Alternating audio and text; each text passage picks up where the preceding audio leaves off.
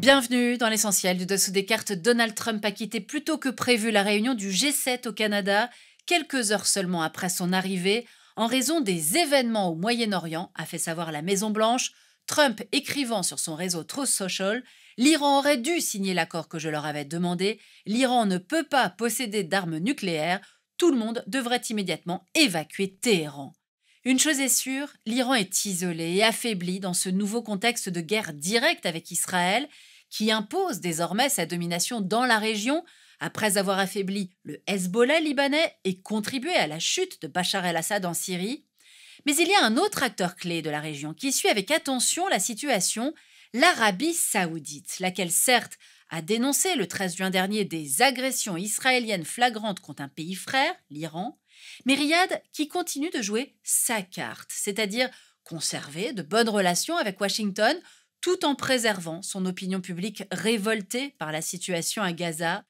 L'occasion pour nous de regarder ces deux pays longtemps en rivalité déclarée, Iran, Arabie saoudite, officiellement réconciliés depuis 2023, mais aux trajectoires inversées, vous allez voir. L'un s'affaiblit, l'autre se renforce. Sortons nos cartes. Et on commence avec l'Arabie saoudite, deuxième producteur mondial de pétrole en 2024, huitième pour le gaz. Ses indicateurs économiques sont au vert.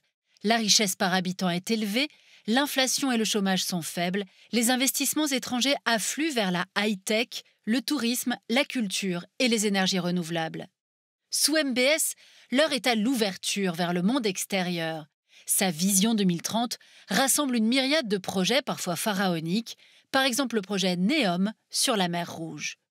La contestation politique reste interdite, le régime sévère, mais des concessions sociétales importantes ont été consenties, notamment vis-à-vis des femmes saoudiennes. En Iran, à présent, le pétrole et le gaz abondent également, mais leur exportation est frappée d'embargo par les Occidentaux. Depuis 2018, le pays vit une grave crise économique et l'inflation a explosé, plus 40%.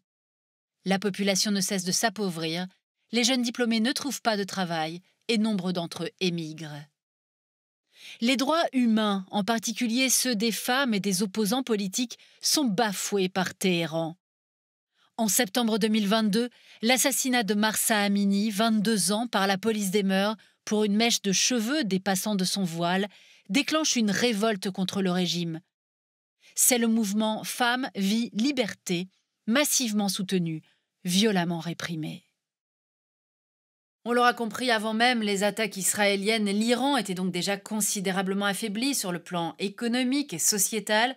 A l'inverse, MBS, le prince héritier saoudien, semble s'être imposé comme le partenaire numéro 1 de Donald Trump dans la région, quand l'Iran ne peut plus compter autant qu'avant sur ses milices, on l'a vu, ni sur le soutien de Vladimir Poutine, occupé en Ukraine. Voilà l'essentiel du dessous des cartes, c'est fini pour aujourd'hui. À bientôt.